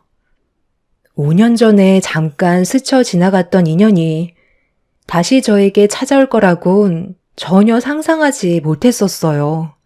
그때 당시 안쓰러운 마음에 10만 원을 드린 것뿐이었는데 도움을 받으신 분들은 5년이 지난 이후에도 저를 기억하고 있던 거였습니다. 알고 보니 제가 도움을 드렸던 분의 아버님께서 돌아가신 뒤 집안에 큰 문제가 생겨 몸을 숨길 수밖에 없는 상황이었고 재산 문제로 가족들 간의 분쟁이 일어난 상태였습니다. 돈 문제가 목숨까지 위태롭게 만들 정도로 심각했었는지 두 모녀는 피해 다닐 수밖에 없는 불가피한 상황이었던 거죠. 다행히도 부군 되시는 분께서 모든 걸 다시 바로잡게 되면서 제자리로 돌아올 수 있게 되자 여성분은 그때 당시 도움을 주었던 저를 찾아다니기 시작했고 5년이 지난 후에야 저희는 다시 만날 수 있게 되었던 겁니다. 그리고 저한테 한 가지 제안을 하셨어요. 저희는 사업가예요. 전국을 돌면서 정말 괜찮은 아이템이 있다면 인수를 하고 확장을 시키고 있죠. 사장님께서도 벌써 많은 손님들께 인정을 받으셨잖아요. 동네에도 소문이 자자하던데요. 음식 맛뿐만 아니라 성격도 좋으셔서 많은 고객층을 보유하고 계시니 저는 그런 사장님과 함께하고 싶습니다. 지금은 동네에서 장사를 하고 계시지만 저희와 손을 잡는다면 앞으로 더 큰 꿈을 바라보실 수 있으실 거예요. 여기에서 만족하실 건 아니시죠? 사장님은 아무것도 하실 필요 없으세요. 그저 지금처럼 똑같이 운영하면 되시는 거고 저희는 사장님 식당을 더 크게 확장할 생각입니다. 지금은 사장님 식당이 비록 한 개이지만 앞으로 더 많은 확장으로 전국의 수십 개의 식당을 운영하실 수 있게 되시는 거죠. 제가 받았던 그때의 고마운 마음을 보답해드리고 싶네요. 제가 도움을 드렸던 분은 저와 손을 잡길 원하고 있었어요. 알고 보니 미래의 성장 가치가 있는 사업이 있다면 투자를 해주고 함께 이끌어가는 구조였던 거죠. 저 말고도 꽤 많은 분들이 이 회사에서 도움을 받고 있다는 걸 확인할 수 있었어요. 그렇게 함께 손을 잡게 되면서 제가 운영해오던 식당을 괜찮은 자리에 다시 재오픈을 하게 되었고 전국적으로 꽤 많은 식당을 운영할 수 있게 되었네요. 그때 그냥 스쳐 지나갔다면 저에게는 이런 기적 같은 일이 찾아오지 않았겠지만 지나치지 않고 그 사람들에게 도움을 베풀어 주게 되면서 저에게는 엄청난 변화가 찾아왔죠. 지금 현재 5개의 식당을 확장한 상태이고 그분들의 도움으로 이번에는 백화점에까지 입점을 할 수 있게 되었습니다. 요식업을 하는 사람들의 꿈이라고 할 수 있는 곳에 제가 들어간다는 건 정말 기적 같은 일이었던 거죠. 제가 성공을 하게 되니 자연스럽게 전 남편은 어떻게 살고 있는지 궁금해지기 시작하더라고요. 그래서 길 건너편에 차를 세우고 식당을 바라봤는데 그 집안 사람들은 여전했고 저를 버리고 새로 들인 상간녀는 시모와 한바탕 싸우면서 난리를 치고 있었네요. 손님들이 식사를 하고 있는데 시모가 물건을 집어 던지고 상간녀는 도저히 같이 못 살겠다며 난리를 치는 모습들이 눈에 들어왔습니다. 제가 있었을 때만 해도 식당에 손님이 가득했는데 지금은 파리만 날리고 있네요. 그 사람들 앞에 나타나지 않는 게 복수라는 생각이 들더라고요. 성공했다고 앞에 나타난다면 그 사람들과 또 엮이게 될 테고 제가 오히려 피해를 받게 되는 일이 발생되겠죠. 저는 그 사람들이 무너지고 있는 모습을 봤으니 앞으로 제 인생에 앞날만 보며 살아가려 합니다. 지금 현재 너무 행복하고 역대급 인생 역전의 기회를 두 번 다시 놓치고 싶지 않네요. 제 사연 들어주신 여러분들께서도 도움이 필요한 분들이 생긴다면 그냥 지나치지 마시고 꼭 도움을 베풀어 주셨으면 좋겠어요. 분명 언젠가 여러분들께 도움이 되는 날이 찾아올 겁니다. 감사합니다. 안녕하세요. 저는 결혼 15년 차 된 40대 후반 여자입니다. 이제는 정리할 때가 된 것 같아 미련 없이 사연을 신청하게 되었습니다. 지긋지긋했던 결혼 생활, 남편의 생각 없는 행동 때문에 결국 종지부를 찍게 되는 일이 있었죠. 제 인생에 있어 결혼은 얻은 것도 있지만 잃은 것도 많았던 삶이었던 것 같아요. 그래도 살아온 세월 후회는 없습니다. 제 곁엔 사랑스러운 아들, 딸들이 있거든요. 이번 겨울에 남편과 대판한 적이 있었어요. 그 이유는 시골에 사시는 저희 엄마 집에 문제가 생겨 수리를 해야 했었거든요.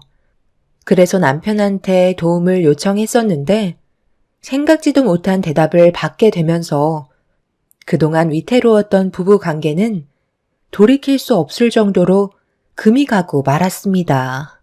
항상 저희 집은 뒷전이었고 남편의 식구들만 챙겨왔던 행동들이 결국 화를 키우게 되었던 거죠. 당신은 정말 하나도 쓸모가 없는 사람 같아. 15년 동안 내가 이혼하지 않았던 건 당신을 사랑해서가 아니라 애들 때문이었어. 그런데 이제는 정말 같이 못 살겠다. 장모님 집에 방수 처리해주는 돈이 한두 푼도 아닌데 왜 그걸 나 혼자 부담해야 되는 건데? 사위면 그런 것까지 내가 처리해줘야 되는 거야? 내가 지금 당신한테 전부 다 부담해달라고 그랬어? 나는 이런 쪽은 잘 모르지만 당신은 나보다 많은 걸 알고 있잖아. 건설 쪽에서 일을 하는 사람이니까 도움을 좀 받고 싶어서 부탁한 건데 당신은 나랑 결혼하고 사이로서 한 게 뭐가 있어? 입만 털 줄 알지 아무것도 해준 게 없잖아. 사위는 원래 옆에만 있어도 든든한 법이야. 그리고 장모님이 나한테 뭘 바라시거나 부탁하신 적 없으시잖아? 뭘 해달라는 말씀을 하셔야 내가 움직이지. 당신이 한 귀로 듣고 흘려버린 거지. 이번 일도 엄마랑 내가 몇 번이나 부탁을 했었어? 다른 업체 불러서 해결할 수도 있지만 그래도 당신한테 부탁하면 믿고 맡길 수 있을 것 같아 도와달라는 건데 돈이 많이 들어서 싫다고? 혼자서 모든 걸 감당하라는 말을 한 적도 없는데 벌써부터 선을 그으면 어쩌자는 거야? 내가 그렇게 한간 사람도 아니고 돈도 안 되는 일에 내 시간 투자하고 싶지 않아. 당신이 나한테 돈을 주겠다고 약속하면 공사 비용이 얼마나 나오는지 견적이나 한번 내보도록 할게. 이 정도도 내가 배려 많이 해준 거라고. 요즘 불경기라 돈도 많이 벌지 못해서 얼마나 힘든 줄 알아?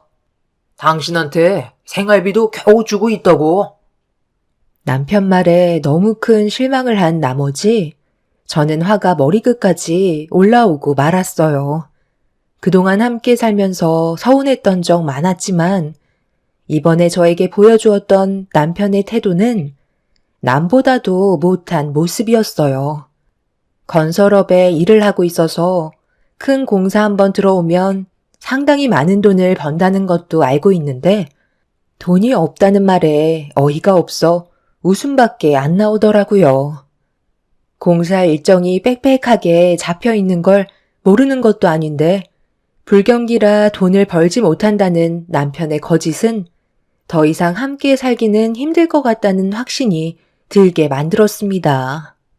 결국 저희 엄마 집에 조금의 도움을 주지 않았던 남편한테 상처만 받게 되었고 제가 업체를 따로 알아봐서 엄마 집에 방수공사를 진행할 수밖에 없었어요. 그날 이후 저도 더 이상 시댁에 어떠한 도움도 주고 싶지 않아 아예 시댁은 가지 않고 있었죠. 당신, 내가 장모님 집 수리 도와주지 않았다고 똑같이 행동하는 거야?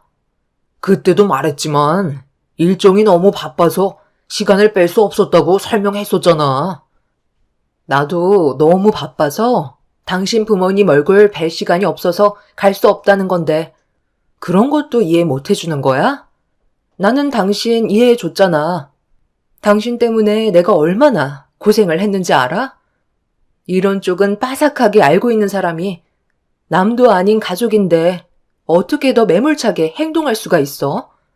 우리 집이랑 먼 거리도 아니고 가까운 거리인데 조금의 관심조차 주고 싶지 않아서 이런저런 핑계대는 그런 모습들이 나한테 얼마나 큰 상처를 줬는지 알아?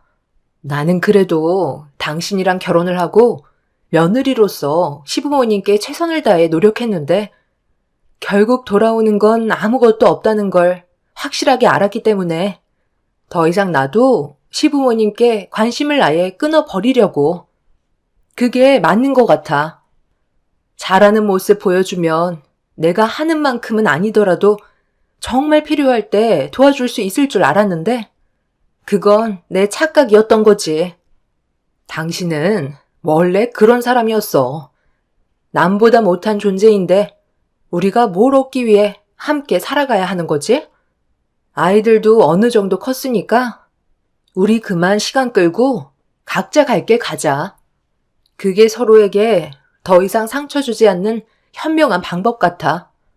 이런 일들을 계속해서 반복하고 싶지 않으니까 이제 이혼하자. 이혼이 무슨 애들 장난이냐? 꼴랑 그거 하나 안 도와줬다고? 지금 이 난리를 피우는 거야? 우리 부모님 성격 몰라서 그래? 당신이 이런 식으로 나오면 문제를 더 키우는 거라고.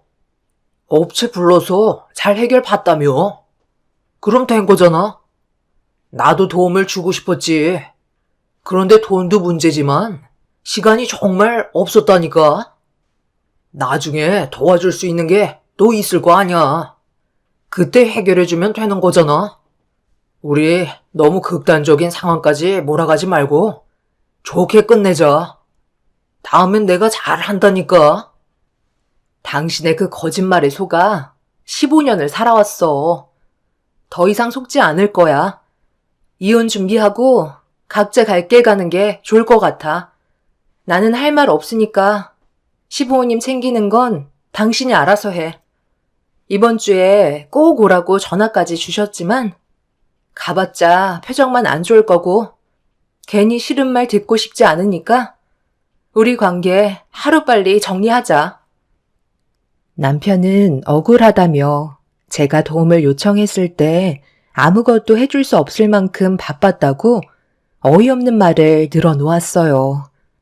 도와달라는 말을 했을 때 싫은 티 팍팍 내면서 핑계만 늘어놓은 사람이 제가 시댁에 가지도 않고 이혼하자는 말까지 나오자 그제서야 상황 파악이 됐는지 수습하려고 저한테 매달리려 하길래 방으로 들어와 문을 잠가 버리고 말았습니다. 그렇게 한참 동안 문 하나를 두고 대화를 주고받고 있었지만 해결되는 건 아무것도 없었고 결국 남편은 혼자서 시댁을 가야만 했죠. 그리고 예상했던 대로 시모가 전화를 하셔서 무슨 말을 하시려는지 드러나 보려고 통화 버튼을 누르는 순간 핸드폰이 터지는 줄 알고 깜짝 놀라고 말았네요. 그날 원래 여행 계획이 잡혀 있었는데 제가 참석하지 않아서 시모의 불만 섞인 목소리가 수화기를 통해 울려 퍼졌고 저는 침착하게 대응을 해드렸어요. 너 오늘이 무슨 날인지 몰라? 주말에 집에만 박혀 있을 거냐? 오늘 가족여행 갈 거라고 내가 몇 번이나 얘기했었는데 내 아들한테 오지 않겠다고 했었다며? 어차피 가봤자 어머님, 아버님 짐수발 들어드리고 숙소에 들어가면 음식은 제가 전부 다 해야 되는데 두 분만 여행 즐기시는 거지. 저는 무료 봉사하러 가는 거나 다름없잖아요. 그래서 앞으로는 그냥 쉬기로 했어요. 그 사람이 설명을 잘 못해줬나 봐요. 저희 둘이 이혼 문제로 한바탕 했었는데 못 들으셨어요? 들었다. 내 얼굴 보자마자 울상인 상태로 네가 이혼 얘기 꺼냈다며 아주 난리도 아니었다. 아직 확실하게 결정된 것도 아닌데 걔에게 차질이 생기면 되겠니? 원래 부부싸움은 칼로 물베기야. 나도 너희 시애비랑 하루에도 수십 번은 얼굴 붉히면서 막말이 오고 가는데 지금까지 서로 붙어서 살고 있잖아. 너희가 아직 결혼한 지 15년밖에 안 돼서 그래. 앞으로 5년만 더 살아봐. 그냥 그러려니 하면서 각자 인생 살아가게 된다. 무늬만 부부인 거고 늙으면 의지할 사람 없으니까 아쉬운 대로 붙어 사는 거라고. 그러니 너도 내 아들이 마음에 들지 않는 부분들이 있어도 애들 봐서 그냥 살아라. 그게 집안의 평화를 유지할 수 있는 방법이라고. 아들한테 대충 들었다만 사돈 댁 옥상이 낡아서 비만 오면 천장에서 물이 새어 들어왔었다며? 그래서 방수 처리를 해야 되는데 서로 의견 충돌이 있어서 내 아들은 해결해주지 못했고 업체를 알아봐서 공사 진행했다고 난리친 거라던데 그게 이렇게까지 심각한 상황을 만들 정도였던 거니? 긴 말 필요 없고 아직까지 시간이 있으니까 후딱 튀어오도록 해라. 정말 중요한 날에 너 때문에 시작도 하지 못하게 생겼다. 기다리고 있을 테니까 택시 타고 후딱 달려와라. 별것도 아닌 일이라고요? 저희 엄마 집 천장에서 물이 새고 있었는데 그게 별게 아니면 큰 사고라도 나야 된다는 건가요? 그동안 두 분 여행하실 때 뒤에서 수발만 들어드렸는데 이번에도 또 그런 시간을 반복하고 싶지 않아요. 오늘만큼은 제 시간 가질 테니 그이랑 두 분이서 잘 다녀오도록 하세요. 그간 여행을 다닐 때면 시부모님께서는 항상 하고 싶지 않은 일거리들이 있으면 저를 데리고 다니면서 잡일들을 시키셨죠. 그래서 시부모님의 여행 계획이 잡혀 있다는 걸 알게 됐을 때부터 저는 시댁에 갈 마음이 없었는데 남편이 저희 집안을 대하는 모습을 보게 되면서 확실하게 마음을 잡을 수 있었죠.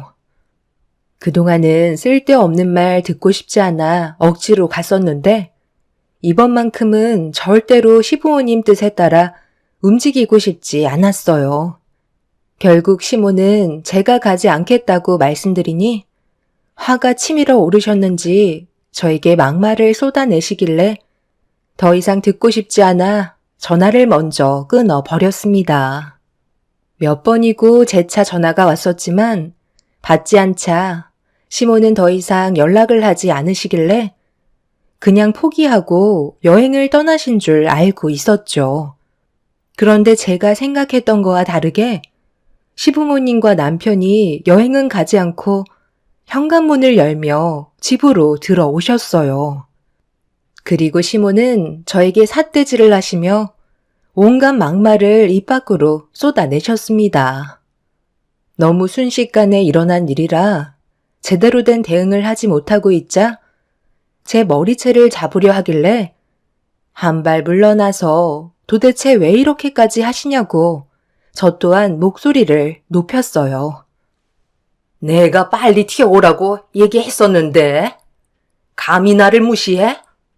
시애미가 그렇게 만만하니? 좋게 설명을 했으면 알아서 기어 들어와야 할 거 아니야? 제가 왜 어머님한테 기어야 하는 거죠? 저도 이제 이런 생활 지치기 때문에 힘들어서 그만하고 싶다는 건데 그게 욕까지 먹어야 될 정도인 건가요? 너희들이 싸운 건데 왜 나한테 불똥이 튀어서 기대하고 있던 여행 계획을 다 망치는 거야? 너 때문에 가지 못한 거니? 돈으로라도 보상 받아야 되겠다. 여기 오실 시간이면 벌써 거의 다 도착하셨겠어요. 제가 꼭 필요한 건 아니잖아요? 사지 멀쩡한 어머님 아들이 있는데 굳이 저를 이용하셔야 되겠어요? 내 아들은 건설 현장에서 힘들게 일을 하는데 여행하는 동안에도 일 시키면 그게 여행이니? 너는 어차피 회사에서 컴퓨터만 두드리는 일 아니야? 돈도 많이 벌지도 못하면서 주말에만 잠깐 여행 가는 거 시애미 수발 들어주는 게 그게 그렇게 어려워? 당장 짐 챙기고 나갈 준비해라. 그러니까 좋게 설명했을 때 움직이면 좀 좋아? 결국 일을 이 지경까지 만들어야 속이 후련하냐고. 당신이 이러니 자식들이 뭘 보고 배우겠어? 맨날 아빠한테 대들기나 하지. 우물쭈물거리지 말고 빨리 준비해서 나오도록 해. 시간 없으니까 서둘러야 할 거야. 도착하면 벌써 저녁 시간 될 것 같다고. 정말 대단들 하세요. 저를 꼭 부려먹어야 속이 후련하세요. 짐 챙기는데 시간이 좀 필요하니까 차에서 기다리고 계세요. 최대한 빨리 서두를게요. 남편과 시부모님은 난리를 치다가 제가 마지못해 따라 나서겠다고 하자 그제서야 차로 돌아가셨습니다. 저는 짐을 챙긴 뒤에 지하 주차장으로 향했어요. 그리고 차에 제 짐을 실은 뒤에 출발을 하게 되었죠. 10분 정도 지나자 전화가 울리길래 받아보니 남편이 왜 아직도 안 내려오냐며 시부모님이 한계에 다다르셨는지 얼굴을 붉히고 계신다는 말에 저는 벌써 출발했다는 말과 함께 집에 서류 한 장 있을 테니 사인만 하면 될 거라는 말을 꺼내자 시모가 남편의 전화를 뺏었어요. 너 지금 뭐 하는 짓이냐? 짐 챙겨서 내려오겠다더니 지금 어딜 가고 있는 거야? 이런 식으로 나오면 서로에게 안 좋은 영향만 끼친다는 거 몰라? 어머님의 일방적인 행동에 대해 대처할 수 있는 방법이 이것밖에 없었어요. 제가 그 자리에서 반박했다면 바로 머리채를 잡으려 하셨겠죠.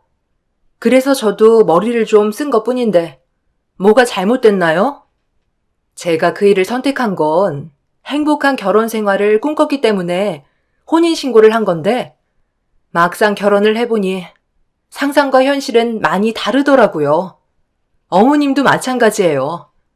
처음에는 엄청 잘해주시는 것처럼 대해주시더니 혼인신고 서류에 도장이 마르기도 전에 어머님은 저를 그냥 가정부 하나 드린 것처럼 막 부리셨잖아요. 그렇게 살아온 세월이 15년이에요. 참을 만큼 참았기 때문에 저도 이제 그만하고 싶은 거고요. 아이들 때문에 정말 꾹 참고 버텨왔었지만 그게 오히려 악영향을 끼치는 것 같아 집에 이혼 서류 올려두었으니 그이한테 사인해서 최대한 빨리 날짜를 정리하라고 다시 한번 말씀해 주세요. 제 말은 전혀 듣지 않더라고요. 어머님도 기분 많이 상하셨을 텐데 이참에 다른 며느리 드리면 되겠네요. 시모는 저에게 분노의 비명을 지르셨어요. 15년의 결혼 생활 동안 참아왔던 분노를 터뜨리게 되었고 저의 돌발 행동에 모두들 당황스러워하고 있었습니다. 남편이 저한테 잘하지 못한 만큼 저 또한 시부모님께 잘할 필요 없다는 걸 확실하게 느끼고 있었기 때문에 의미 없는 결혼 생활 유지하고 싶지 않았어요. 주말만 되면 아이들은 저희 엄마 집에서 시간을 보냈지만 앞으로는 쭉 함께 지내게 될 것 같아 여러 가지로 준비해야 될 것들이 상당히 많았어요. 엄마는 저와 남편과의 관계가 별로 좋지 않다는 걸 알고 있었기 때문에 짐을 챙겨서 집으로 들어온 걸 보고 어느 정도는 짐작하고 있으셨는지 아무 말도 하지 않으신 채 제가 가지고 온 짐을 같이 들어주셨죠. 그렇게 한동안 친정에서 아이들과 함께 지내고 있는데 어느 날 남편이 친정에 찾아왔어요. 한쪽 손에는 서류 봉투가 들려있는 걸 보니 이혼을 결심한 듯 보였습니다.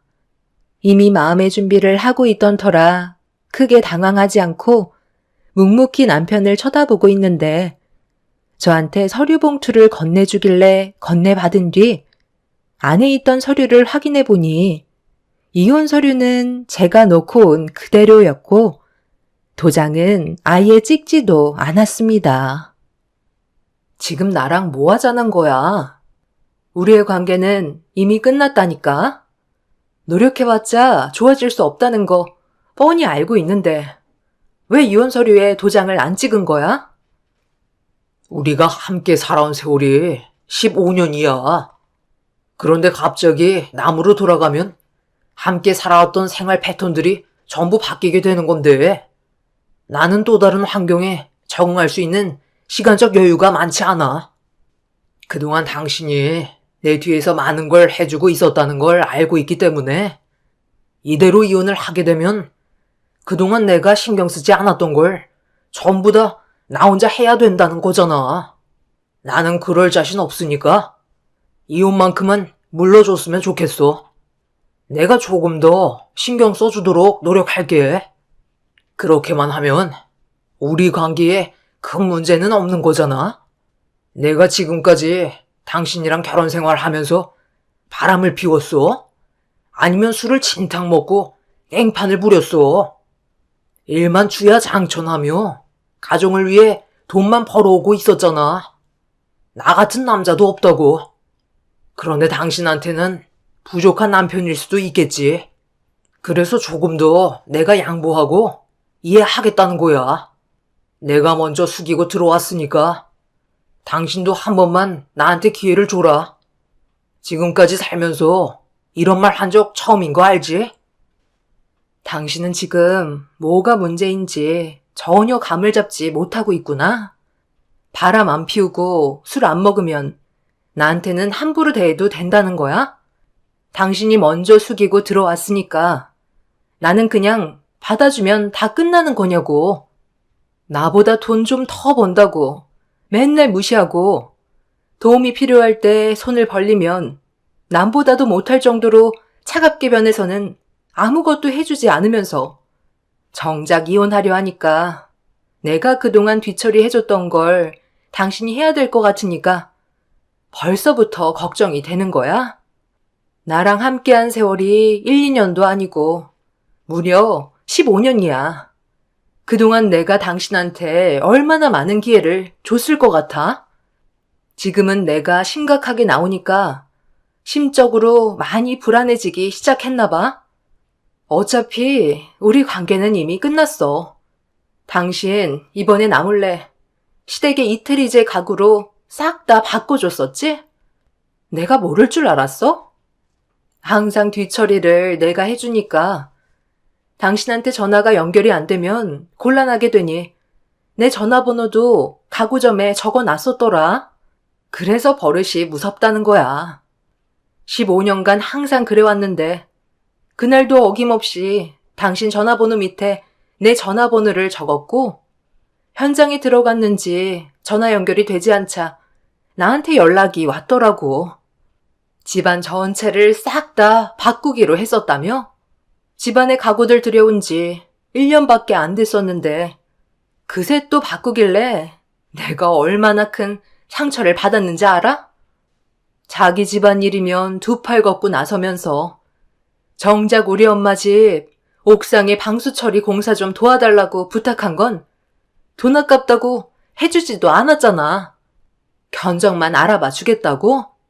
당신이 그러고도 내 남편이라고 말할 수 있어? 나는 이혼 생각 변함없으니까 최대한 빨리 서둘러줘. 그리고 아이들은 내가 키우도록 할게. 내가 벌은 돈으로 해드리겠다는 건데 뭐가 잘못됐어? 그럼 당신은 우리 집안에 가구 하나 해준 적도 없으면서 왜 나한테만 큰 소리야? 꼬우면 너도 이태리 가구로 싹 바꿔드리면 되는 거 아니야? 좋게 해결을 하려고 왔는데 꼭 그런 식으로 말을 해야 되겠어? 원래 나는 남한테 돈 쓰는 거 되게 아까워해. 그리고 어차피 집도 허름해서 곧 무너질 것처럼 낡아 빠졌는데 굳이 여기에다 돈을 써야 돼? 그냥 허물고 다시 집을 짓는 게 훨씬 낫겠다. 그런데 너는 그 정도의 돈은 없어서 방수 처리밖에 못 해주지? 내가 그걸 잠깐 잊고 있었네. 나도 더럽고 치사해서 너랑 사는 거 여기까지만 해야 되겠다. 애들은 네가 알아서 키워. 내 성격 하나도 안 닮은 애들 내가 끼고 살아봤자 스트레스만 받을 텐데 그럴 바엔 그냥 네가 키워라. 최대한 빨리 이혼해 줄 테니까 서로 정리할 거 깔끔하게 끝낸 다음 다시는 우리 마주치지 말자. 너는 나랑 이혼한 걸 평생 후회하게 될 거다. 이 좁아 터진 집에서 잘 먹고 잘들 살아봐. 남편은 그 자리에서 이혼 서류에 도장을 찍었고 제 얼굴에 서류를 던진 다음 문을 박차고 나갔어요. 엄마는 남편의 모습을 보고 충격을 받으셨는지 자리에 털썩 주저앉으셨고 아이들은 무서움에 눈물을 흘리고 있었습니다. 그날 이후 저희는 결국 부부가 아닌 서로 남이 되어 버렸죠. 15년의 결혼 생활을 끝내게 된 순간은 너무 허무했었어요. 그동안 정말 잘 살아보겠다고 발버둥 치며 노력해왔었는데 한순간에 모든 게 끝나버리는 날이었습니다. 남편은 뒤도 안 돌아보고 자기 갈 길을 가더라고요. 15년 동안 그래도 서로 고생했다는 말 한마디는 할 줄 알았는데 그런 세월들이 아무런 의미가 없었다는 듯 남편은 눈 깜짝할 사이에 사라지고 말았습니다. 그렇게 각자 또 다른 삶을 꾸려나가기 위해 열심히 살아가고 있었는데 저에게도 꽤 괜찮은 기회가 찾아왔어요. 그동안 집안 살림하고 아이들 보면서 시댁집안과 남편까지 신경을 써야 했던 터라 그간 회사에서 일을 하면서 몇 번의 좋은 기회가 있었음에도 선뜻 움직이지 못했었는데 어느 날 좋은 기회가 찾아와 회사를 이직하게 되었습니다. 전에 다니던 회사보다 상당히 좋은 조건의 스카웃 제의였고 앞으로 제가 아이들을 책임져야 하기 때문에 움직이는 건 현명한 판단인 것 같았어요. 그렇게 저희 가족은 똘똘 뭉쳐 열심히 살아가고 있었는데 엄마 혼자 살고 계셨던 집이 워낙 허름하고 아이들을 함께 키우기에는 공간 또한 너무 부족해서 남편에게 받았던 위자료와 그리고 제가 따로 가지고 있던 재산들을 합해서 대출을 조금 받아 전원주택을 짓기로 결정을 하게 되었죠. 안정적이고 좋은 일자리를 얻은 만큼 우리 가족이 살 수 있을 정도의 전원주택을 짓는 데는 크게 어려움이 없었어요. 결혼 생활하면서 악착같이 돈을 모았던 게 저에게 정말 많은 도움이 되는 순간이었죠. 그렇게 별탈 없이 잘 지내던 어느 날 엄마 집에 갑자기 시모가 찾아오셨어요. 갑자기 무슨 일이시죠?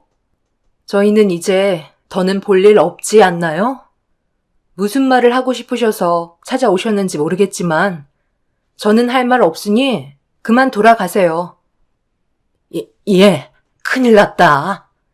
내 아들이 그동안 건설업을 하면서 상당히 큰 문제를 일으켰는지 이번에 출줄이 터져나와 여기저기에서 소송을 하고 난리도 아니다. 하필이면 엄청 큰 대형 공사권을 맡아서 상당히 많은 돈이 들어갔는데 아들이 저지른 잘못된 행동들이 드러났지 뭐냐. 문제가 터진 업체들이 너무 많다 보니까 여기저기 돈 나갈 곳이 많은데 내가 손을 벌릴 만한 곳이 더는 없어서 너한테까지 찾아왔다. 제발 한 번만 도와주면 안 되겠니? 그래도 15년간 함께 온 정이 있는데 위기에 처한 내 아들 도와줄 수 있는 거잖아. 그놈이 글쎄 최대한 이윤을 많이 남겨 먹으려고 그동안 공사 비용의 절반도 안 되는 제품들로 부실 공사를 했지 뭐냐. 시간이 지나면서 여기저기 하자가 터져 나왔는지 상당히 골치 아프게 됐다. 변호사 선임 비용도 만만치 않지만 문제는 소송한 사람들의 손해배상 금액이 어마어마하다는 거야. 15년간 그런 짓을 밥 먹듯이 했으니 얼마나 많은 업체가 피해를 받겠니? 네가 이번에 우리를 좀 도와준다면 그 은혜 평생 잊지 않으마. 그이가 잘못을 했으면 마땅히 처벌을 받아야죠. 그건 당연한 거 아니에요? 그리고 저는 돈이 없어요. 이번에 저희 가족이 살 전원주택을 새로 짓고 있는 중이거든요. 뭐라고?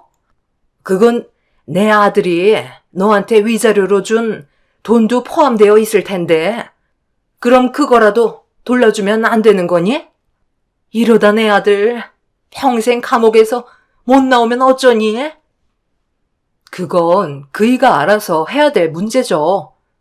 저는 제 아이들과 저희 엄마를 부양해야 될 중요한 위치에 있는 상황이라고요.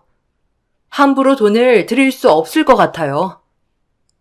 시몬은 돈을 빌려주지 않는다고 제 앞에서 발광을 했지만 제가 아무런 도움을 주지 않을 거라고 강하게 나오자 결국 시몬은 오열을 하며 자기 아들 좀 살려달라고 애원하셨어요.